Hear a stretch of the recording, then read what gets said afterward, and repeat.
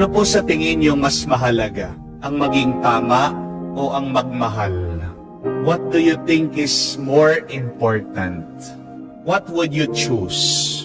To be right or to be kind? Ito po ang sagot. Ito po ang mas tama. Both of those two things are important. To be right and to love and to be kind. And yet, there is a correct way of doing those two things. Remember this, before you assert being right, you should first try to love.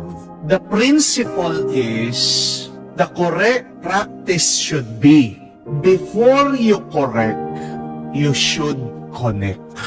Bago mo ituwid ang mga tao sa kanilang pagkakamali, kailangan ka munang makiisa, makisama, kailangan mo nang mahalin mo sila. Amen? Kasi yan po ang pamamaraan ng Diyos. Tingnan nyo man po, basahin nyo sa Genesis. Di ba ang tao nagkamali siya? Si Adan at si Eva. Pero anong ginawa ng Diyos nung nagkamali sila? Sinermonan ba niya agad? Di ba hindi? Pinarusahan ba niya agad? Di ba hindi? Alam ng Diyos, nagkamali, nagkasala si Adan at si Eva. Pero ang unang-unang salita na sinabi ng Diyos sa kanilang dalawa, nasaan kayo? Anong ginawa niyo? Bakit ginawa niyo yan? See, before God corrected them, He first connected with them. At kahit na nung pinaalis ng Diyos si Adan at si Eva sa paraiso, ano daw ang ginawa ng may kapal? Ginawa niya muna sila ng damit. Hindi niya pinabayahan na umalis itong kanyang mga minamahal na hubot-hubad sila na wala silang protection. See there that God first loved before He asserted Himself being right. Yan din po ang problema naman na mga kaaway ng ating Panginoon sa Ebanghelyo. Palagi ang mga Pariseo, mga Iskriba, mga nakakatandang Hudyo, pinipilit na sila ay tama. Hinahanapan ng butas ng mali ang ating Panginoon. Alam naman ni Jesus na makasalanan ng mga tao, alam naman ni Jesus ang tama at mali, pero kamukha dito sa ating kwento, bakit po binigyan niya ng pansin yung pagkain kaysa sa pagsunod sa batas? Kasi nagugutom yung mga tao. Kasi meron silang kailangan. Look at the reason of Jesus. Before He tried to be correct, He first loved. He first connected with people. He tried to look what are their needs. Kasi po mga kapatid, kung uunahin natin palaging maging tama bago tayo magmahal, bago tayo maging mabait, sisirain natin ang loob ng ibang tao. Kung palagi mong pinipilit na ikaw ay tama, sasakit ang loob ng ibang tao. Kung bago ka magmahal, palagi mong tinutuwid ang pagkakamali, ang kasalanan ng iba.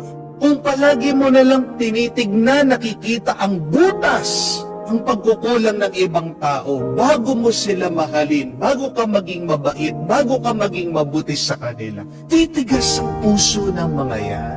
Lalong titigas ang ulo ng ibang tao. Imbis na makatulong ka, makakasakit ka. Tingnan nyo na lang po, kayo pong mga magulang. Ano yung ugali nyo? Diba? Lagi niyong pinapagalitan yung bata. Nadapa yung bata, agad papagalitan mo, ano sasabihin mo? Ikaw kasi, bakit hindi ka tumitingin ng mabuti? Di po ba? Bata yan. Wala pa naman siyang gaanong kontrol sa kanyang mga paa. Bata yan. Alam mo naman, wala pa naman talagang gaanong disiplina. Palagi bang salanan ng bata? Kung talagang merong bato doon, kung talagang hindi niya nakita, nadapa na nga, umiiyak na sugat pagkatapos, tingnan nyo ano yung unang-unang gagawin ng magulang. Sisigawan, sesermonan, papagalitan, nasasaktan na nga. Pagkatapos, dinoble mo pa yung sakit niya. At saan mo siya sinaktan? Di ba sa damdamin niya? Nasaktan na nga yung bata, di ba? Anong unang-unang gagawin mo? Yakapin mo. Halikan mo yung sugat niya.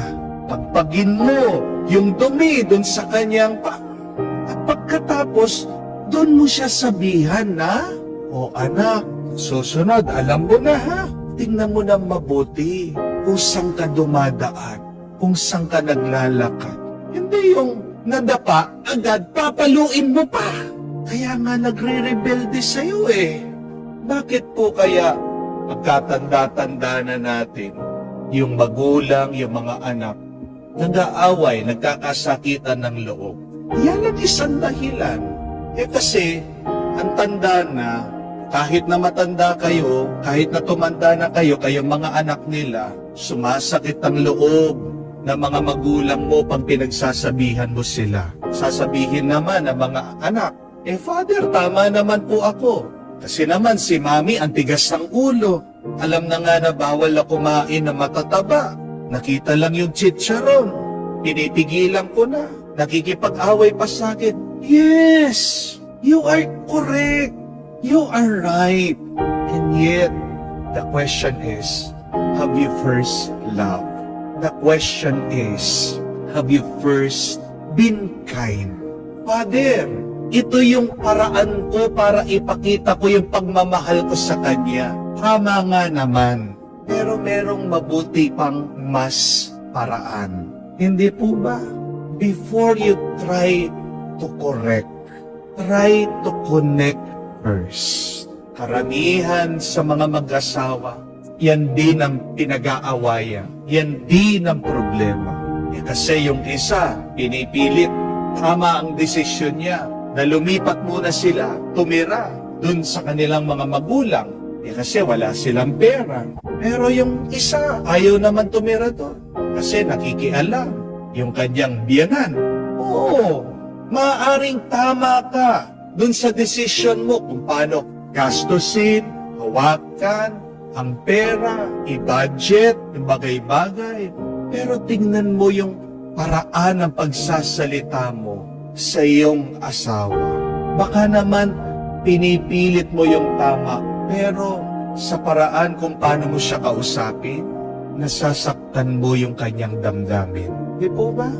The rule is, first be kind. First try to love before correcting. Because the most right thing that we can do every day is to be kind and to love.